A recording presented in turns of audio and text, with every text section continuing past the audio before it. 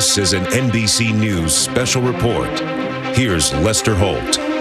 Good afternoon. We're coming on the air with breaking news. Any moment now, President Biden will speak from the White House just hours after the Supreme Court struck down his plan to cancel federal student loan debt for millions across the country. That decision came down on the final day of the court's term, and the White House already said it strongly disagreed with the decision, adding that the president would announce new actions to protect student loan borrowers. The court ruled this morning along ideological lines against Biden's plan to cancel up to $20,000 in federal student debt for tens of millions, including $16 million who have already been approved. The Supreme Court also today ruled in favor of a Colorado website designer, saying that she could refuse work for same-sex weddings. Today's address by the president comes just 24 hours after the court's landmark decision, also along ideological lines, against affirmative action in college admissions. Let's go straight to our senior White House correspondent, Kelly O'Donnell. Kelly, a replay of yesterday, presuming they're inside really refining a response to this. I would assume the White House had anticipated this potential outcome. They had certainly been preparing for a plan B. And what we understand from talking to a number of White House officials is the president will not give up on his campaign promise to provide student debt relief. What the court said was that his justification under the HEROES Act and citing COVID times and the emergency there was not a legal justification. And so look for the White House to try to announce a new pathway, a new legal justification to try to have some kind of relief for student borrowers. So this is a plan B for the president. And here's the president. There you go, Mr. Secretary. Let me begin by saying I know there are millions of Americans in this country who feel disappointed and discouraged or even a little bit angry about the court's decision today on student debt. And I must admit I do too. Before I tell you the steps we're going to take and want to talk about what we've been able to achieve so far on student loan over the past few years. First, we made the largest increase in Pell Grants in over a decade, helping students from families who nearly all make less than $60,000 a year. Then we fixed the so-called, with the help of the department, Public Service Loan Forgiveness Program.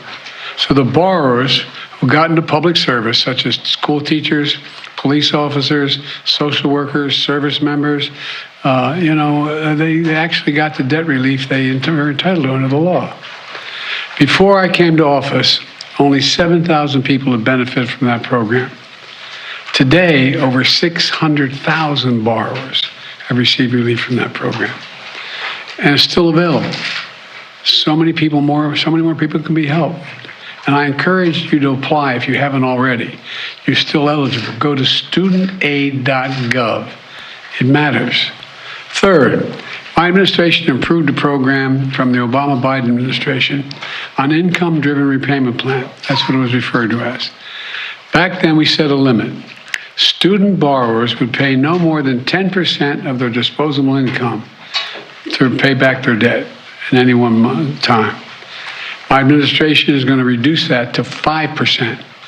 It's now the most generous repayment program ever. No one with an undergraduate loan today or in the future, whether from a community college or a four-year college, will have to pay more than 5% of their disposable income to repay their loan. And that's income after you pay for the necessities like housing, food, and the like. Typical borrower is going to save about $1,000 a year. And if you keep up payments for 20 years without missing them, your total debt is forgiven after 20 years. That's what the program was before, but we've just reduced it to 5%. In addition to that, last year I announced my student debt relief plan, a plan that was on the verge of providing more than 40 million Americans with real debt relief, up to $10,000 for many borrowers and up to $20,000 for those who had gotten a Pell Grant. Nearly 90% of the relief would have gone to borrowers, 90% of it, making less than $75,000 a year, and no one making over $125,000 a year would qualify. This program was all set to begin. The website had been set up, the applications had been simplified so that it took less than 5 minutes to complete. Notice had been sent out to people about the relief they were eligible for. 16 million people had already been approved. The money was literally about to go out the door. And then Republican elected officials and special interests stepped in. They said, no, no. Literally snatching from the hands of millions of Americans thousands of dollars in student debt relief that was about to change their lives. You know, these Republican officials just couldn't bear the thought of providing relief for working class, middle class Americans. Republican state officials sued my administration, attempting to block relief, including millions of their own constituents. Republicans in Congress voted to overturn the plan. I think every one. I don't think I had any Republican votes for this plan. At the same time, think about this.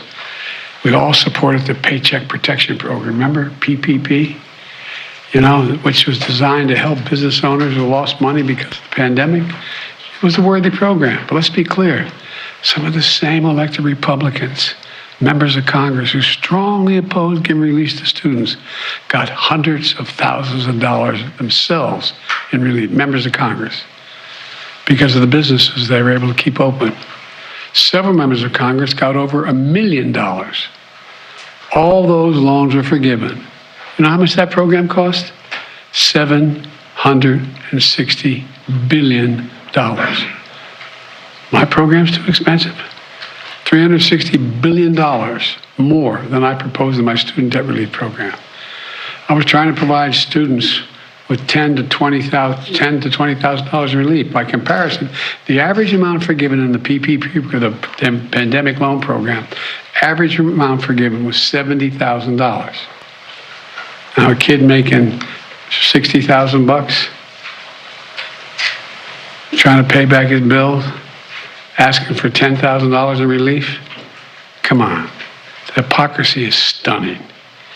You can't help a family making $75,000 a year, but you can help a millionaire and you have your debt forgiven? My plan would not only have been life-changing for millions of Americans, it would have been good for the American economy. Freeing millions of Americans from the crushing burden of student debt. More homes would have been bought, more businesses would have been started, more couples would have had the confidence to start a family. Millions of people would have felt they could get on with their lives. These Republicans blocked all that. Now, in addition to the hypocrisy, some of these Republicans in Congress are shamelessly pushing to advance a bill in the coming weeks that gives hundreds of billions of dollars in tax breaks and handouts to the wealthiest Americans. They still haven't given up on making permanent a $2 trillion tax cut that they never paid for. Never paid for. $2 trillion. So let me be clear. For Republicans in Congress, it's not about reducing the deficit. It's not about fairness in forgiving loans. It's only about forgiving loans they have to pay. Today, the Supreme Court sided with them. I believe the court's decision to strike down my student debt relief program was a mistake, was wrong. I'm not going to stop fighting to deliver borrowers what they need, particularly those at the bottom end of the economic scale. So we need to find a new way. And we're moving as fast as we can. First, I'm announcing today a new path consistent with today's ruling to provide student debt relief to as many borrowers as possible, as quickly as possible. We will ground this new approach in a different law than my original plan, the so-called Higher Education Act. That will allow Secretary Cardona, who's with me today, to compromise, waive, or release loans under certain circumstances. This new path is legally sound. It's going to take longer, but in my view, it's the best path that remains to providing for as many borrowers as possible with debt relief. I've directed my team to move as quickly as possible under the law. Just moments ago, Secretary Cardona took the first step to initiate that new approach. We're not going to waste any time on this. We're getting moving on it. It's going to take longer, but we're getting at it right away. Second, we know what many borrowers will need to make their hard choices, which their budgets are being strained now when they start to repay their monthly loan payments this fall. You know, we know that figuring out how to pay these added expenses can take time for borrowers, and they might miss payments at the front end as they get back into repayment. Normally, this could lead borrowers to fall into delinquency and default. But without their it will hurt their financial security, and that's not good for them or the economy. That's why we're creating a temporary 12-month, what we're calling on-ramp repayment program. And now, it's not the same as a student loan pause. It's been in effect for the past 3 years. Monthly payments will be due. Bills will not go out and interest will be accruing. And during this period, if you can pay your monthly bills, you should. But if you cannot, if you miss payments, this on-ramp will temporarily remove the threat of default or having your credit harmed, which can hurt borrowers for years to come. Because the Department of Education won't refer borrowers. And the reason why that will work, they won't refer borrowers who miss payments to credit agencies for 12 months to give them a chance to get back up and running. Let me close with this. Our Republican officials say student loan relief is a giveaway to the privileged. You hear that loud now, the privileged. I love the concern for the privileged. But I know who student loan borrowers are in this country. So do all you. A couple putting off having a child until they can find their way to deal with their debt. That's who they are. They're a young putting off buying their first home until they can get out from under student loans. Hope on the horizon, thanks to relief that I planned last year. Today's court decision snatches it away from them. I get it. I get it. I hear this. And I'm concerned about it. But today's decision has closed one path. Now we're going to pursue another. I'm never going to stop fighting for you. We'll use every tool at our disposal to get you the student debt relief you need and reach your dreams. It's good for the economy. It's good for the country. It's going to be good for you. Thank you very, very much for listening. We're going to get this done, God willing. Thank you. Mr. President, why did you give millions of borrowers false hope? You've doubted your own authority here in the past. I didn't give any false hope. The question was whether or not I would do even more than was requested. What I did, I thought was appropriate and was able to be done and would get done. I didn't give borrowers false hope, but the Republicans snatched away the hope that they were given, and it's real hope. Thank you. Mr. President, will you cancel your authority? Did you overstep your authority? I think the court misinterpreted the Constitution.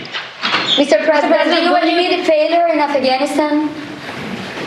Mistakes. There was a report on Afghanistan withdrawal saying there was failure, mistakes. Do you admit there was mistakes during the withdrawal and before? No, all the evidence is coming back there. Remember what I said about Afghanistan? I said Al-Qaeda would not be there.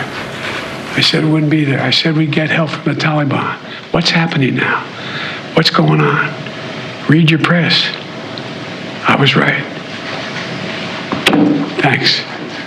So the report is from the State Department, actually, about the withdrawal. And President Biden calling the Supreme Court's decision today, saying he overreached in trying to cancel student loan debt for millions of borrowers.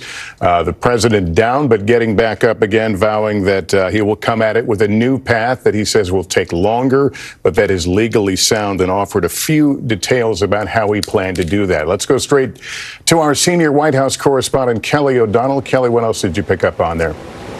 Well, we'll have a new set of facts to try to tell our viewers and the American people about what the next steps will be, and we don't have those answers yet. The Department of Education will create a new regulation that, under the authority of the Secretary, would set new terms for who would be eligible for getting some kind of loan relief. So we don't yet know how many Americans that will affect or what borrowing levels would be included in this. What the president was able to speak about very specifically today is that cap on how much someone would be spending of their surplus income after they pay for the basics of life like rent and food in order to reduce the burden right away. So that's a tangible benefit that he says he has the authority to do, so that no more than 5% of discretionary income would go toward the loan repayment. And then also, because the law will require people to begin restarting their payments after the 3 years of the COVID pause, there is that on-ramp, as he described it. So over the next 12 months,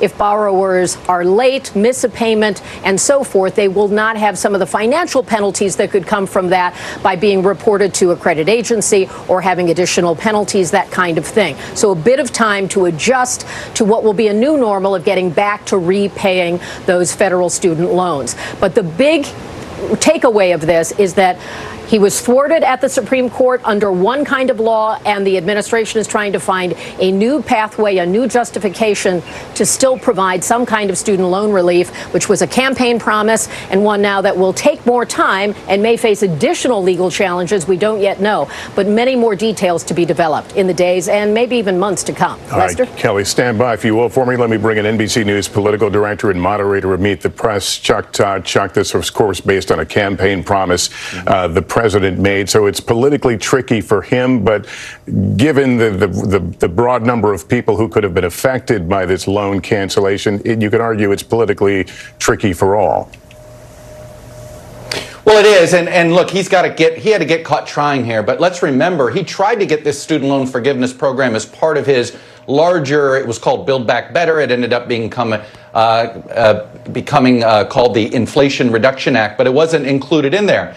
And remember, that was a fully Democratic-only bill that got out of Congress, and he couldn't get some Democrats to approve of it. There were some Democrats, particularly ones that represent some red states, including Joe Manchin, who thought, hey, that was too much. Maybe there should be something in return, that if you want relief, you need to do X or something like that. So when they were thwarted in Congress, that's when he did this. But they tried to go through Congress because, as that shouted question at the end there indicated, the Biden administration, their own legal advice, thought it was questionable whether this would have been constitutional. So while there's been some debate about this current Supreme Court and how ideological they are, I don't know if this would have gotten through the pre-Trump Supreme Court, for what it's worth. It may have been, instead of 6-3, may have been 5-4.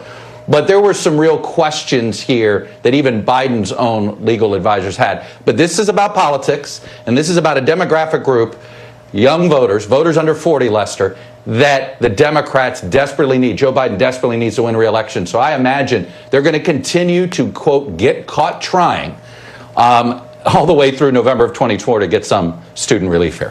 All right, Chuck, let me bring in our senior legal correspondent, Laura Jarrett. Laura, this goes back to the details of today's ruling by the Supreme Court. Was there room left there for other ways absent Congress? Almost certainly. Nothing in today's decision forecloses the path that the president was describing, using a different federal law than the one that they used to try to get this program through.